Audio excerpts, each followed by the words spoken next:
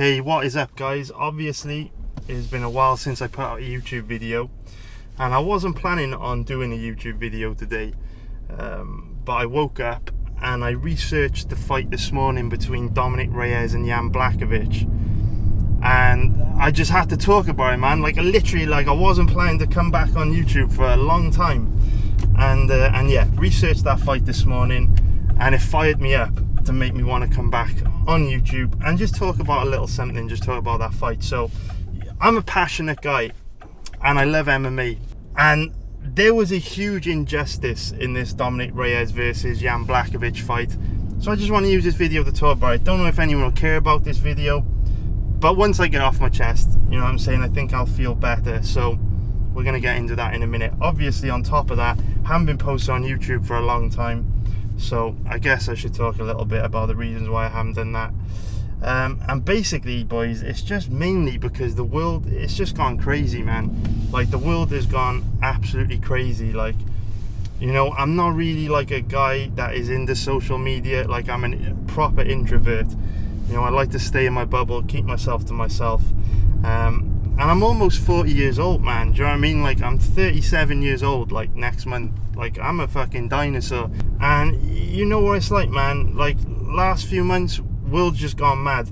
Like, social media was bad before. Like, when I was posting YouTube videos before, I would get, like, every single day I would wake up, I would be scared to look at my DMs, I'd be scared to look at my emails, because all I'm getting is abused every day, 10, 20 emails, you know, telling me that people fucking hate me, they want to kill me, all this crazy shit, you know what I'm saying? And like I say, I'm too old for it, I don't need it. And just over the last few months, like, shit has gone crazy.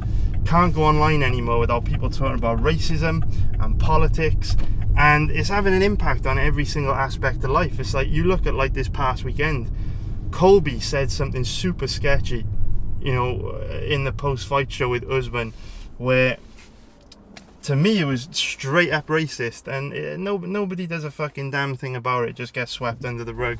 So the world's gone mad. So at the moment, I'm just kind of staying in my bubble, keeping a low profile. I don't need the drama of social media, so I'm kind of just chilling. Also, another reason why I haven't been on YouTube for a while is because I had a big wake-up call last February, man. When this coronavirus situation hit, it was a huge wake-up call, because pretty much 100% of my income comes from betting on MMA or my website. I literally have no other income, which means back in February, when UFC events were starting to be cancelled, literally went from earning good income to zero income, like literally zero. And my outgoings are pretty high, because you know what it's like. No matter how much money you earn, you live to that level. Do you know what I mean? Like, your outgoings pretty much match your income. So I went from being very comfortable to all of a sudden having no income and thinking, like, shit, like, is this the end? Because you wind the clock back to February, and we didn't know when this shit was going to get back to normal. We didn't know like, shit ain't getting back to normal. We're locking down again in the UK. But we didn't know when the UFC would be back. You know what I'm saying? Like, back then, we were like, is it going to be 2 weeks? Is it going to be 2 months? Is it going to be a year? Like, we had no idea. Like, I was worried, like, what the fuck am I going to do with no income for a year? So it was a huge wake-up call. Because even though coronavirus is unprecedented, and we couldn't have seen this coming, and hopefully nothing like this ever going to happen again, there was a reality check where literally my livelihood, taking care of my family, is completely out of my hands. Completely out of my hands. At the end of the day, if there's no UFC, I can't earn money, and that's a very vulnerable position to be in, because you never know what the future holds, man. Like, we may never have another crazy pandemic again that shuts the world down. If we do, probably be a lot better prepared for it next time. But there's loads of other things that could go wrong, which means we may not have the UFC for a while, maybe be gone forever. Do you know what I'm saying? Like, maybe the UFC goes fucking bankrupt. You know what I'm saying? Like, you know, maybe something crazy happens, like, you know, maybe you'd have a death in the octagon or something, and MMA starts to become, like, heavily regulated, and they have to shut the UFC down for a while.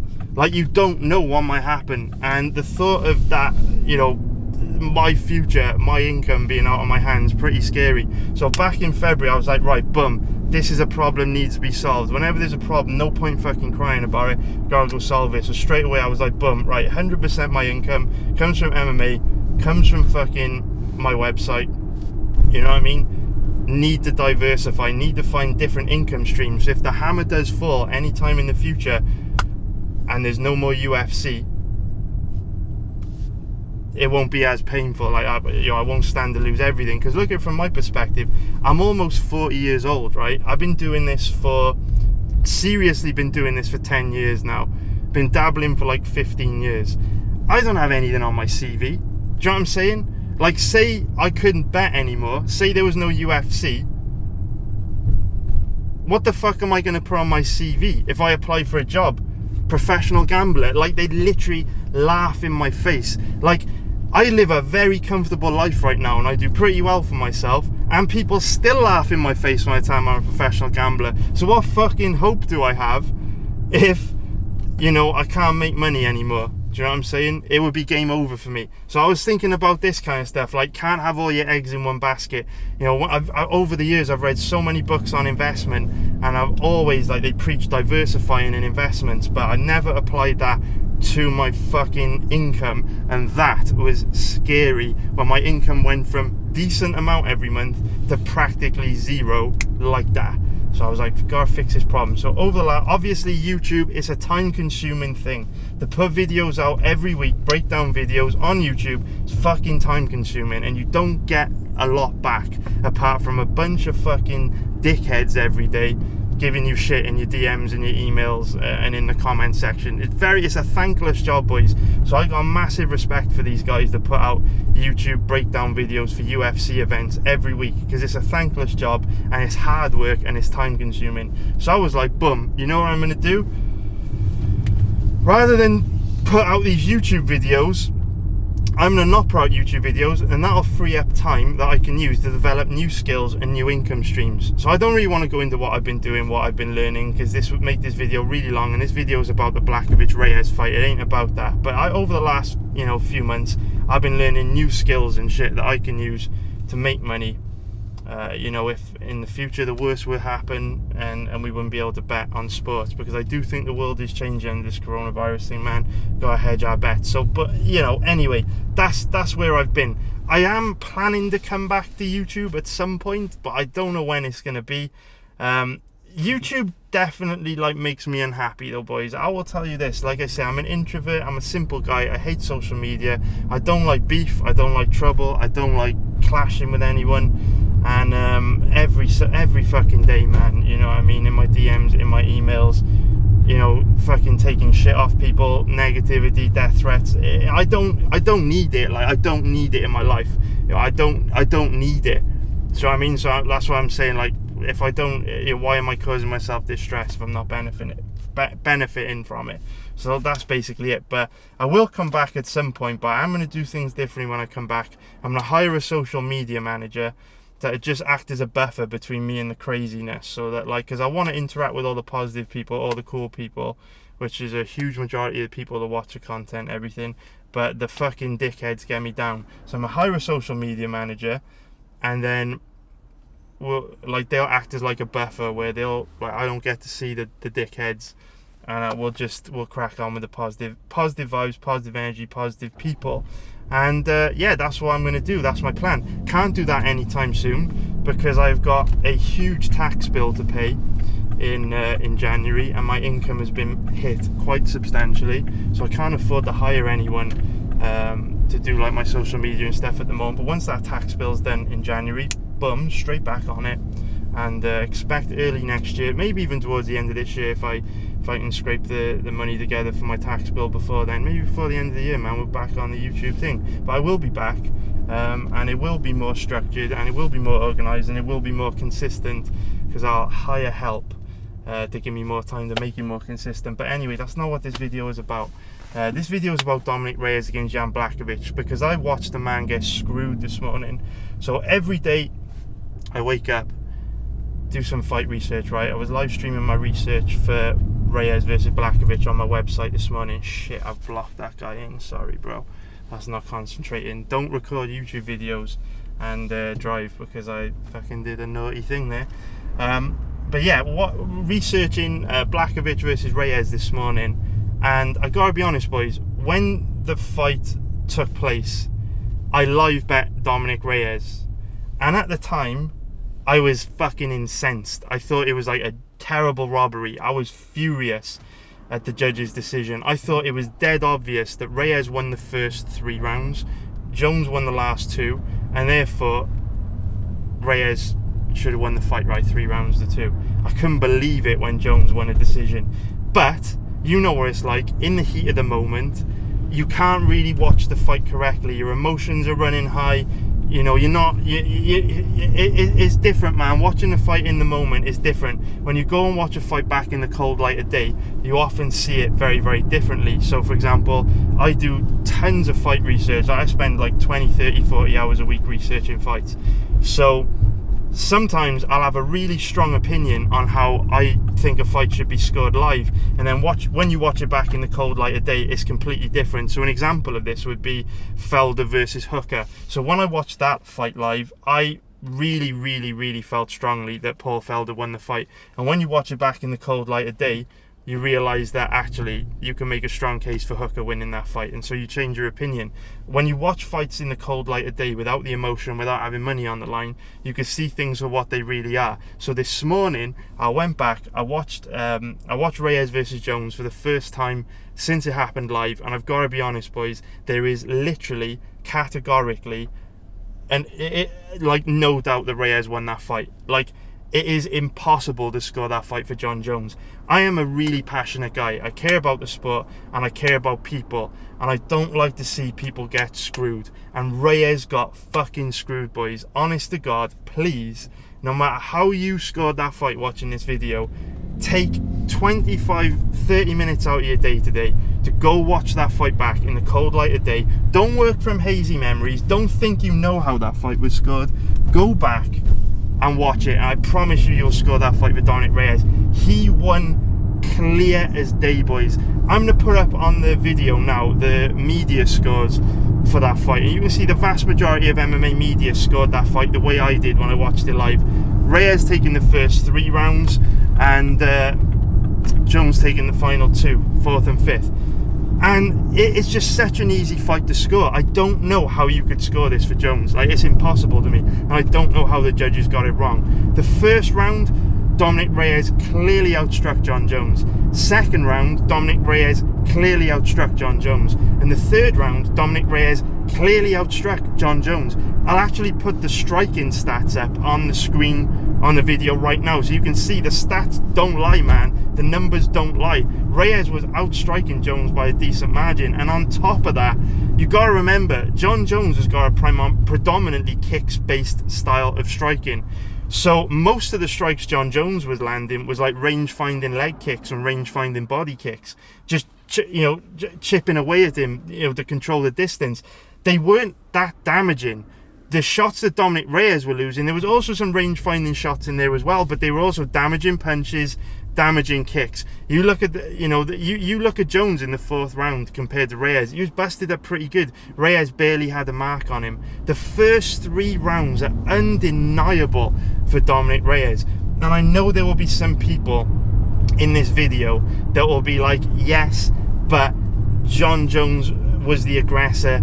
He controlled the fight. He had octagon control. He was the guy coming forward. I get it. I completely get it. But that doesn't mean anything. That's not how you score fights.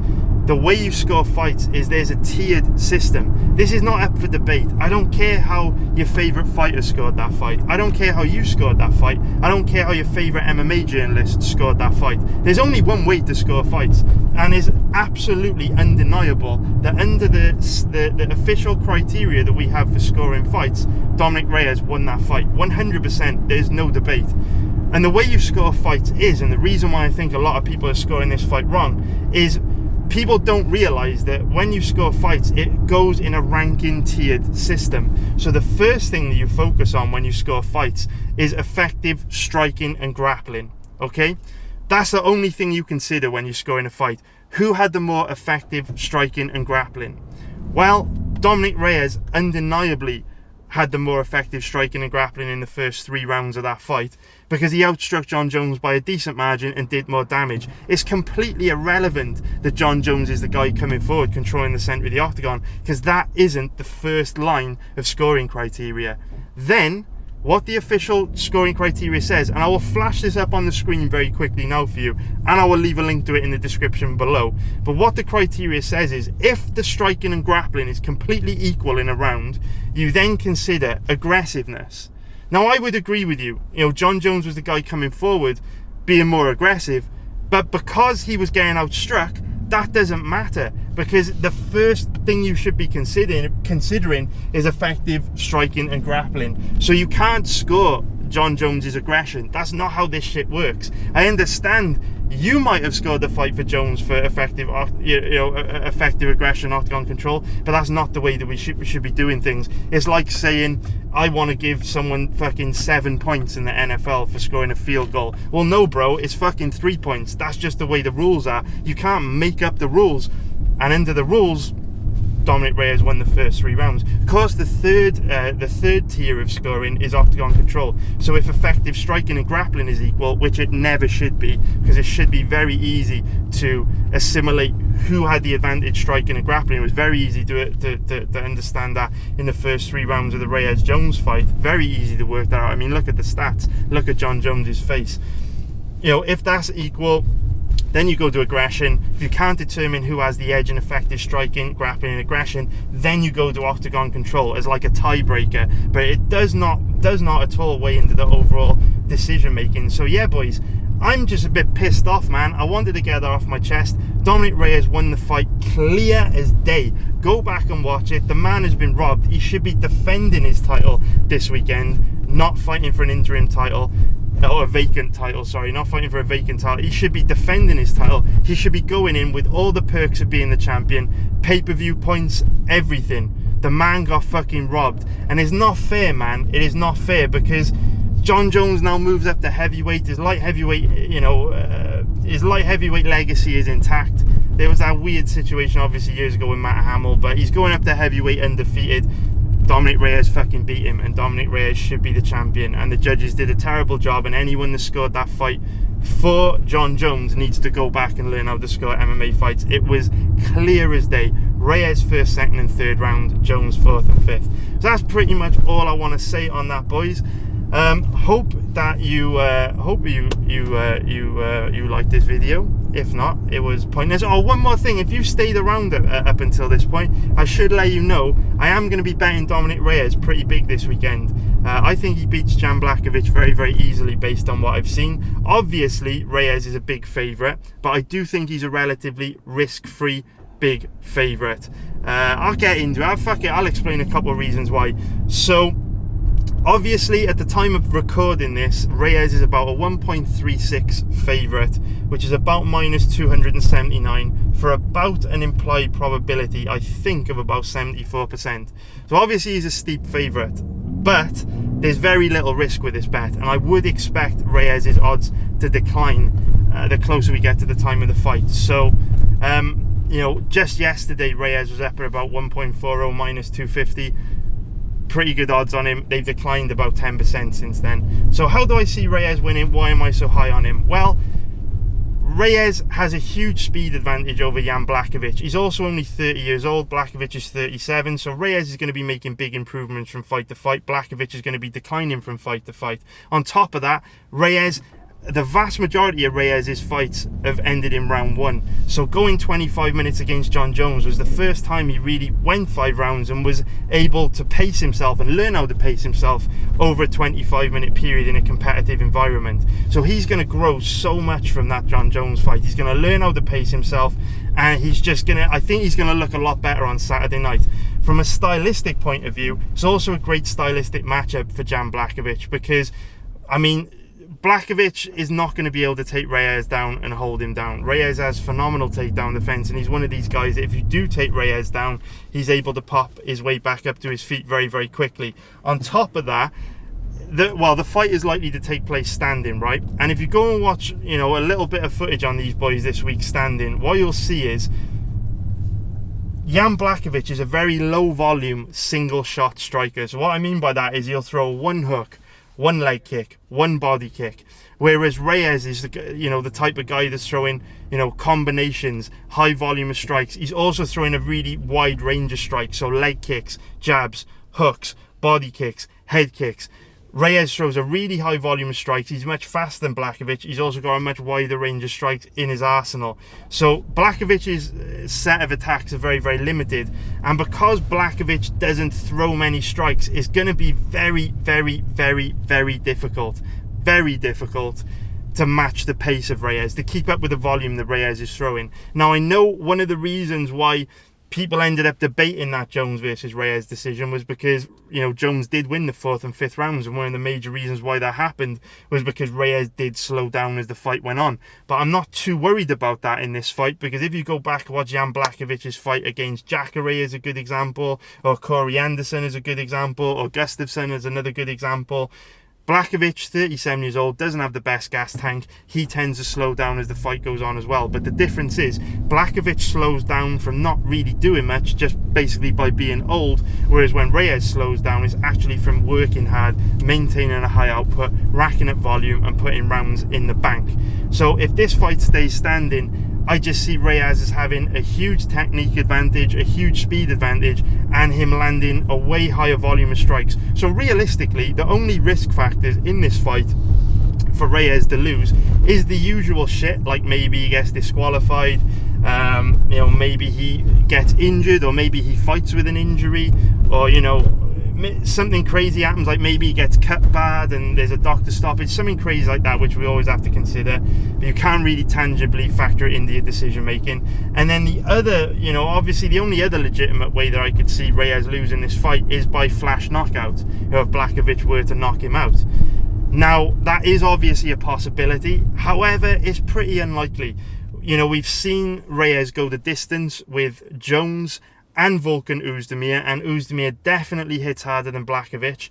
I know that, Blachowicz has got a couple knockout wins on his record lately against Corey Anderson and Luke Rockhold. However, both those guys have a reputation for being chinny. Reyes has never been finished, and on top of that, if you go back, look at Blachowicz's record, he's had almost 40 career fights, and in 40 career fights, he only has 3 wins by TKO. In 40 career fights, knocked out Luke Rockhold, who's chinny, Corey Anderson, who's chinny, and he stopped Ilir Latifi with a body shot. Will not be easy to stop Dominick Reyes with a body shot. So the way I see this going, Reyes just outlanding Blachowicz, really. Speed kills, and skills pay the bills. I think Reyes is going to get it done. So not that of an exciting bet. Reyes is a big favourite, but money is money at the end of the day.